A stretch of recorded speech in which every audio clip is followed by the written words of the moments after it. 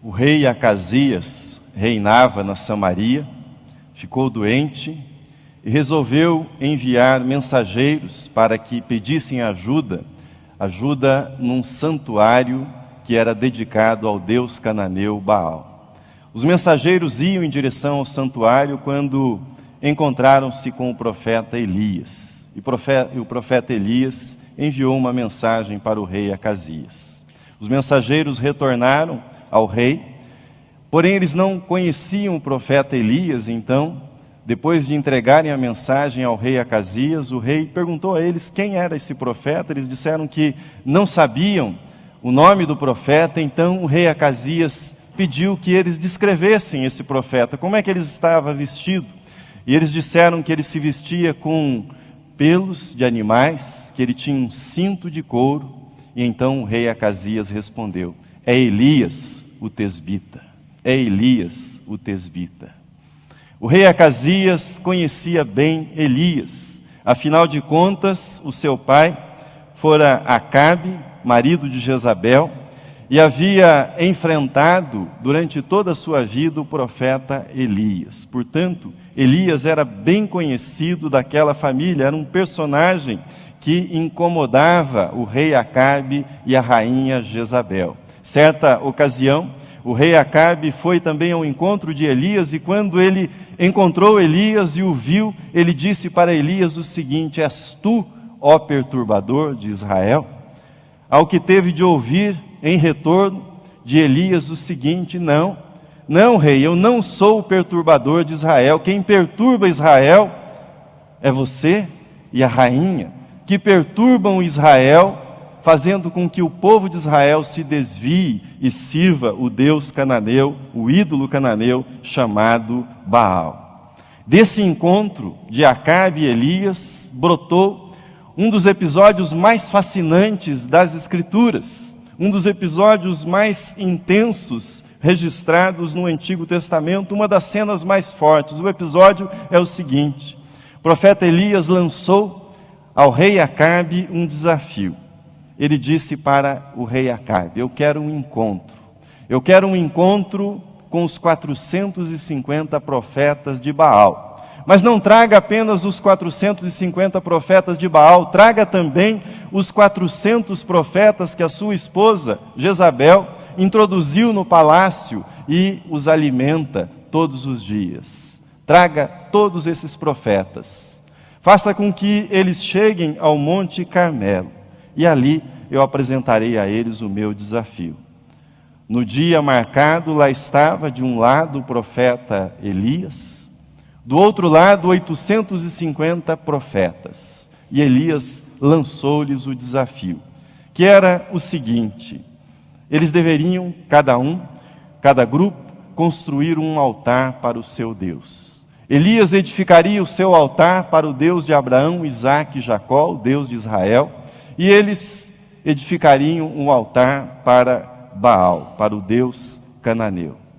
Esse altar seria montado com lenha, sobre o altar seria sacrificado um novilho, e eles não colocariam fogo no altar, mas cada um deles oraria ao seu Deus, e Deus enviaria fogo do céu para consumir a oferta sobre o altar. E assim se fez.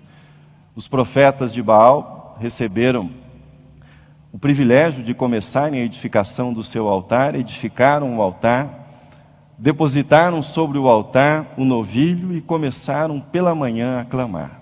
Diz o texto bíblico que clamavam em alta voz e não havia nenhuma resposta, só o silêncio. Intensificaram os clamores e nada.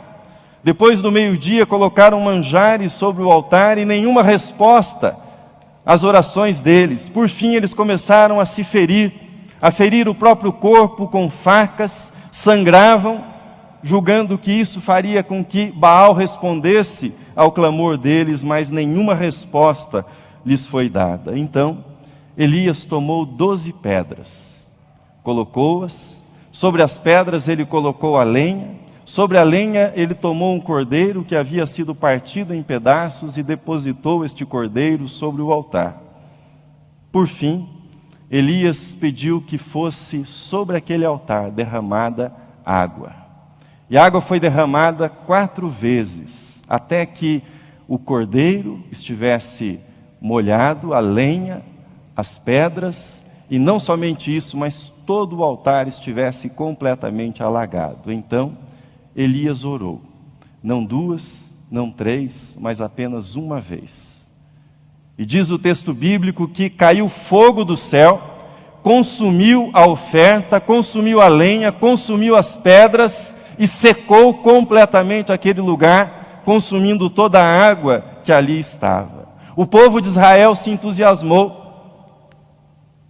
E nesse entusiasmo eles gritavam, clamavam, proclamavam: o Senhor é Deus, o Senhor é Deus, e tomaram coragem para enfrentar os profetas de Baal.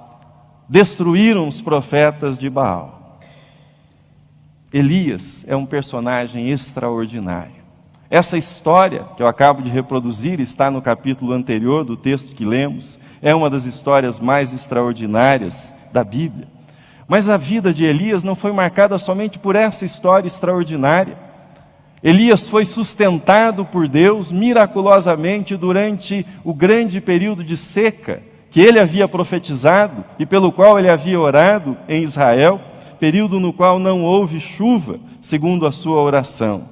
Mas Elias também havia sido hospedado por uma mulher viúva, e essa mulher, a certa altura, seu filho adoeceu gravemente, veio a falecer, e ela, em prantos, clamou para que Elias orasse em favor do seu filho. Elias orou, e o menino ressuscitou. Mas há mais um episódio fascinante na vida de Elias: o término da sua vida. Elias, depois de ter escolhido o seu sucessor, o profeta Eliseu, com ele caminhava, e diz o texto bíblico que ele foi arrebatado aos céus, levado à presença de Deus. Mas o foi também de maneira extraordinária. Uma carruagem de fogo, guiada por cavalos de fogo, passou por eles e tomou apenas Elias e o levou diante dos olhos de Eliseu para o céu, para a presença de Deus. Isso faz com que Elias seja um dos gigantes do Antigo Testamento. Ele está ao lado de Moisés, ele está ao lado de Abraão. Dentre os profetas, ele é, sem dúvida alguma, o maior dos profetas do Antigo Testamento. Mas a história de Elias, ela estaria incompleta se eu parasse aqui. Ela estaria incompleta se eu mencionasse para vocês o Carmelo, se eu mencionasse para vocês a carruagem de fogo e os seus cavalos de fogo, e não mencionasse para vocês que nesta carta viva que é Elias, entre o Carmelo e entre a carruagem de fogo, existiu também na vida de Elias a caverna, existiu na vida de Elias também o deserto. Entre a glória que o envolveu na carruagem de fogo e o levou ao céu, entre a vitória magnífica que ele obteve no Carmelo, entre esses dois grandes momentos da vida de Elias, Elias passou por um desânimo profundo. Ele conheceu a caverna do Horebe, ele conheceu o deserto. E nesse momento de desânimo, nós temos de ler, temos de enfrentar o pedido embaraçoso desse gigante espiritual Elias, que assim disse no versículo 4 do texto que nós lemos. O texto está na tela, você pode acompanhar. Assim disse Elias: basta, toma agora, ó Senhor, a minha alma, pois eu não sou melhor do que meus pais. Entre o dia glorioso do Carmelo e a carruagem de fogo, Elias conheceu a solidão do deserto, e Elias enfrentou um desânimo profundo que o lançou na caverna do Monte Horebe. A carta viva, Elias, traz uma mensagem poderosa para todos aqueles que estão desanimados, que estão esgotados. O colapso emocional sofrido por Elias traz lições preciosas para todos aqueles que se encontram sem forças, e talvez esse seja o seu caso nesta manhã. Esta mensagem, fundamentada na vida de Elias, destina-se a 3 tipos de pessoas. O primeiro tipo é este que eu mencionei, aquelas que estão desanimadas neste momento, neste dia, estão abatidas, prostradas. O segundo tipo, o segundo grupo de pessoas são aquelas que passaram pelo desânimo, enfrentaram algum período de grande desânimo na vida, conseguiram sair desse período de desânimo, não estão mais desanimadas, mas temem o desânimo, sabem o que o desânimo produz na vida, como ele estraga a vida e, portanto, desejam enfrentar os próximos desafios sem que cedam ao desânimo. Terceiro grupo de pessoas às quais essa mensagem se destina é aquele grupo que tem alguém na família ou tem um amigo, alguém no seu círculo de relacionamentos que caiu no desânimo, que teve a sua vida paralisada, e você gostaria de poder dizer alguma coisa, poder compartilhar alguma mensagem que possa ajudar essa pessoa que está prostrada pelo desânimo. Eu tenho certeza que entre nós, esses três grupos estão representados: aqueles que estão desanimados, aqueles que já estiveram desanimados em algum momento da vida e aqueles que conhecem alguém que porventura esteja sendo visitado pelo desânimo nesse período da sua vida. A questão que eu proponho para você nesta manhã, para nossa reflexão, é a seguinte, que é a questão que me intriga na leitura da vida de Elias. Como pôde um homem da estatura espiritual de Elias, um gigante como Elias, sucumbir ao desânimo? Como explicar que um homem que obteve uma vitória tão extraordinária, que resumi há pouco para vocês, alguém que tenha conhecido tão de perto a manifestação do poder de Deus, como Elias conheceu, tenha se enfiado numa caverna a certa altura da sua vida, não sem antes, como lemos há pouco, pedir a morte para si. Como isso foi possível? Como essa mudança se deu? Veja comigo mais um trecho do texto que nós lemos, e esse trecho começa a nos apresentar a resposta. Diz assim: então Jezabel mandou um mensageiro a Elias a dizer-lhe: façam-me os deuses como lhes aprouver, se amanhã a estas horas não fizer eu a tua vida como fizeste a cada um deles, isto é, aos profetas que ele enfrentara. Temendo, pois, Elias levantou-se para salvar sua vida, se foi. Curioso nesse texto é que Elias, ele bateu em retirada diante de um inimigo que já estava vencido. Pense comigo, se Jezabel quisesse de fato matar Elias, ela não teria enviado mensageiros, dizendo: eu vou matá-lo no dia seguinte, espere até amanhã. Ela não faria isso. Jezabel era uma mulher muito astuta, na verdade ela comandava Acabe e todo o reino. Ela queria Elias longe. Se Elias fosse morto por ela, o povo poderia voltar-se contra ela, além disso Elias se tornaria um mártir. Mas se Elias fugisse, se Elias saísse de cena depois daquela grande vitória, seria mais fácil fazer com que o culto a Baal fosse retomado e seria mais fácil introduzir e manter a idolatria no coração do povo de Israel. Funcionou.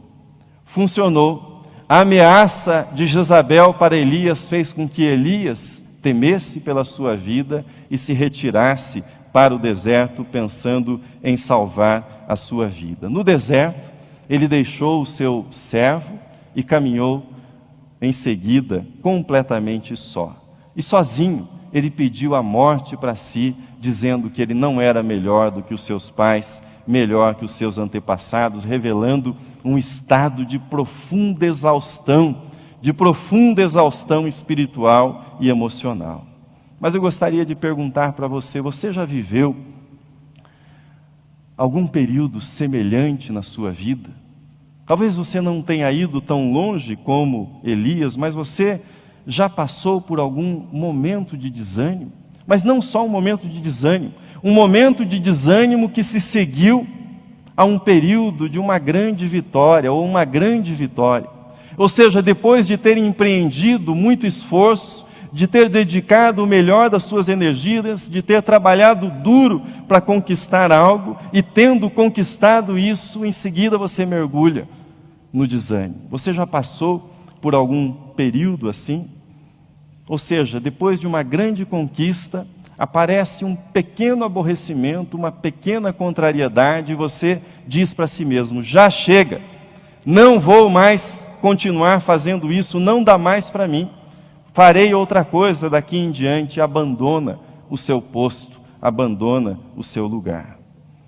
É muito interessante como períodos subsequentes, períodos posteriores a grandes conquistas, a conquistas que nós alimentamos e pelas quais nós trabalhamos, como esses períodos de vitórias são períodos escorregadios, são períodos perigosos, e normalmente nós nos preparamos para os períodos difíceis, mas quando nós conquistamos uma vitória, nós relaxamos, nós descuidamos da nossa situação espiritual. A maioria das pessoas não fracassa diante dos grandes obstáculos, fracassa diante dos pequenos aborrecimentos. É aquele momento que você diz: isso eu não vou tolerar, agora não dá mais. Então você põe tudo a perder e cai no desânimo por conta de um pequeno aborrecimento. Um fator que contribuiu decisivamente para o desânimo do profeta Elias foi a sua expectativa ingênua em relação a Israel.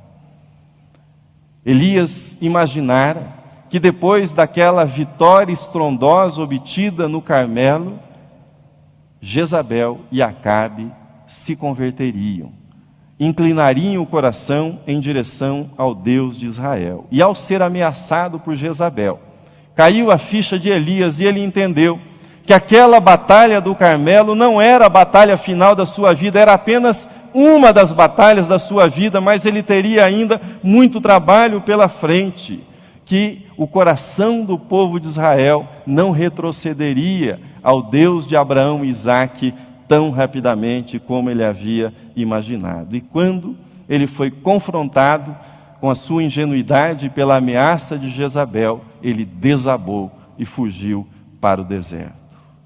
Tenho visto dezenas de pessoas que se esforçam e, mediante o seu esforço, acabam conseguindo conquistas, vitórias, mas em seguida desanimam porque percebem que ainda há muito trabalho a ser feito pela frente, e ainda muitas batalhas terão de ser travadas.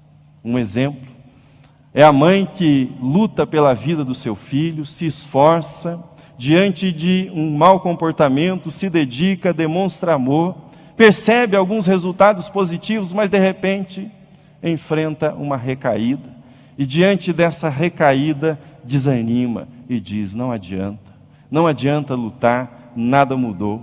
Ou é o funcionário que se aplica num projeto e quando chega a hora do reconhecimento, a hora da promoção, é esquecido, é deixado de lado, e diante disso desanima e diz: nada muda, não adianta o esforço, não há recompensa para o trabalho e para a dedicação. O fato é que quando você se aplica, quando você se dedica a algo, quando faz um grande esforço, consegue conquistar, ainda que parcialmente, aquilo que você deseja, nem sempre você estará consciente. Nem sempre você estará consciente da energia que você empregou, de quão exausto você está, embora você esteja alegre com aquilo que você conquistou, e que você estará mais vulnerável a pequenos aborrecimentos, que numa outra situação seriam enfrentados facilmente, mas que poderão derrubá-lo e poderão lançá-lo ao desânimo. Mas a pergunta é a seguinte: como é que Deus nos ajuda quando nós caímos no desânimo? Como é que esta carta viva, que é a vida de Elias, como é que a mensagem que está na vida de Elias nos ajuda a enfrentarmos os nossos períodos de desânimo? Algumas observações rápidas a esse respeito. Em primeiro lugar, Deus nos ajuda com sono e comida quando nós estamos desanimados. primeiro recurso para tirar o profeta do desânimo foi colocá-lo para dormir. Deus não repreende Elias, envia o seu anjo, o anjo desperta Elias e está ali preparado para Elias o pão assado sobre brasas, a botija com água, e o anjo diz apenas uma coisa para Elias: come e bebe, come e bebe. Veja o texto na tela: levanta-te e come. Elias levantou-se, comeu, bebeu e tornou a dormir. Esses são recursos que Deus pôs à nossa disposição: sono e comida. É bom dormir, e é melhor ainda dormir de barriga cheia, alimentado. A fome faz você acordar, mas quando você está alimentado, você dorme bem. Aquele não era o momento para orar, aquele não era o momento para nenhum questionamento, aquele era o tempo para dormir e para se alimentar e para refazer as suas forças, a sua energia. Se você está desanimado e quer recobrar suas forças e a sua esperança, o primeiro recurso que Deus pôs à sua disposição, saiba, é o descanso. É o descanso. É tão importante o descanso, que o dia de descanso está entre os 10 mandamentos. 6 dias trabalharás e no 7º descansarás. Mas se isto ainda não for suficiente para convencê-lo que o descanso é um recurso divino para que nós recobremos o nosso ânimo, veja que o próprio Cristo valorizou o descanso, deu descanso a si mesmo e também descanso aos seus discípulos. Veja o texto na tela, Marcos 6, versículo 31. E Jesus lhes disse: vinde repousar um pouco à parte, num lugar deserto, porque eles não tinham tempo nem para comer, visto serem numerosos os que iam e vinham. Você deve demonstrar amor a si mesmo, separando tempo para descansar, separando tempo para as tarefas que lhes dão prazer, que nós chamamos normalmente de lazer, e você deve demonstrar o amor a si mesmo, também dedicando ao seu corpo, ou seja, as suas necessidades físicas, aquilo que o seu corpo pede, aquilo que o seu corpo necessita. Coisa simples: sono e comida, sono, descanso para a recuperação do desânimo do profeta. Em segundo lugar, Deus nos ajuda quando nós estamos desanimados, oferecendo-nos oportunidade para reflexão e comunhão. Deus se dirige a Elias na caverna com uma pergunta direta e simples: que fazes aqui, Elias? Essa pergunta será repetida uma segunda vez: que fazes aqui, Elias? Então Elias começa a contar. E Elias diz que ele havia proclamado a mensagem de Deus fielmente, mas o povo não havia ouvido. E além disso, além do povo não ouvi-lo, o povo voltou-se com ele. Veja como ele aumenta, era Jezabel, mas ele diz que o povo de Israel estava contra ele e queriam matá-lo. Elias diz que ele ficou sozinho na defesa da fé, na defesa da fidelidade a Deus. Observe isto: uma pessoa desanimada geralmente se deixa tomar por autopiedade.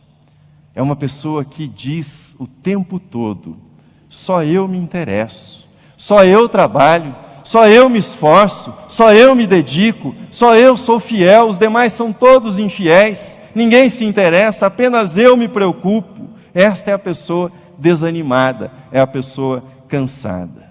Deus manda então que Elias saia da caverna.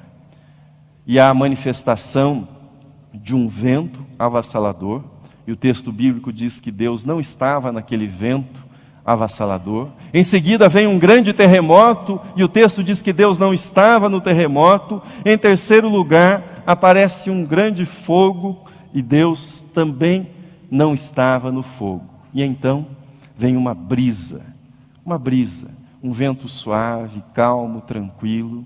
Elias vai à porta da caverna, cobre o seu rosto, e Deus repete para Elias a mesma pergunta que fizera: que fazes aqui, Elias? A pergunta de Deus para Elias não é uma repreensão. Deus não está dando uma bronca em Elias. Deus não está repreendendo o seu profeta. Deus está curando o seu profeta. É isso que Deus está fazendo por meio do diálogo que mantém com Elias. Deus dá oportunidade por meio da pergunta para que Elias reflita. Como é que foi que eu cheguei do alto do Carmelo ao fundo dessa caverna? Como é que eu cheguei a esta situação? Como a minha vida foi reduzida a isto? Deus não estava censurando o profeta, Ele estava curando o profeta por meio daquele diálogo, daquela pergunta. Um meio infalível para a cura do desânimo é o desabafo. Os salmos são desabafos, em grande parte. São momentos em que o ser humano, aquele que ama a Deus, é chamado para derramar o seu coração, para apresentar diante de Deus, sem reservas, aquilo que sente. E é isso que Deus dá oportunidade para que Elias faça. E Elias parece aquele disco estragado, né, que fica repetindo e falando a mesma coisa. Mas Deus ouve e Deus cura Elias por meio daquele diálogo. Em terceiro lugar, Deus nos ergue do nosso desânimo, mostrando-nos um caminho para a ação e para a colaboração. Esse foi o passo final para que Elias fosse restaurado na sua vida. E como Deus fez isso? Ele fez de modo direto. Depois de perguntar 2 vezes o que Elias fazia ali, de dialogar com Elias, então Deus se dirige a Elias dizendo: disse-lhe o Senhor, vai, volta ao teu caminho para o deserto de Damasco. Ele deveria ungir o rei Azael, rei da Síria. Ele deveria ungir Jeú como rei de Israel e deveria ungir Eliseu para ser profeta em seu lugar. Mas mais do que isso, veja o último versículo que nós lemos, versículo 18. Também diz Deus: conservei em Israel 7.000, todos os joelhos que não se dobraram a Baal e toda a boca que o não beijou. Comentarista bíblico, Wisby, observou que Deus estava dizendo para Elias: Elias, deixe de chorar pelo passado. Pare de chorar e de fugir pelo presente e comece a trabalhar pelo futuro. Unja o rei da Síria, unja o rei de Israel, unja o seu sucessor Eliseu, preocupe-se com o futuro. Mas Deus estava misericordiosamente, ao mencionar os 7.000 que não haviam dobrado seus joelhos a Baal, mostrando para Elias que ele havia influenciado a vida de muitas pessoas em Israel, embora no seu desânimo ele não pudesse reconhecer isso. E Deus estava animando, dizendo: você não está sozinho, Elias. Ação e colaboração. Termino a nossa meditação. A carta viva, chamada Elias, traz para todos os desanimados uma mensagem preciosa. Entre o Carmelo e a carruagem de fogo haverá o deserto, haverá a caverna no Horebe. Mas o Deus que esteve com Elias no Carmelo, o Deus que o tomou para si numa carruagem de fogo, também esteve com Elias na caverna, esteve com Elias no deserto. Deus não abandona os seus servos quando eles se sentem desanimados. Deus não abandona. A carta viva chamada Elias proclama para você que está desanimado. Talvez esta seja a sua situação hoje. Utilize os recursos naturais que Deus pôs à disposição. Sono, alimentação, exercício, cuidado com o próprio corpo, não recuse. Essas são ofertas que Deus pôs à sua disposição para que as suas forças sejam renovadas, para que o desânimo seja vencido na sua vida. Mas utilize também os recursos espirituais. Deus dialogou com Elias, Deus conversou com Elias. Reflexão e comunhão com Deus são importantíssimos, são fundamentais para que vençamos o desânimo. Por fim, utilize os recursos colaborativos que Deus pôs no seu caminho. Não queira fazer tudo sozinho. Não pense que você está sozinho, você não está sozinho. Trabalhe ao lado dos outros, trabalhe com a colaboração dos outros. Deus o abençoe, Deus o guarde, Deus o encoraje para que você tenha vitória sobre o desânimo que venha sobre a sua vida. Amém.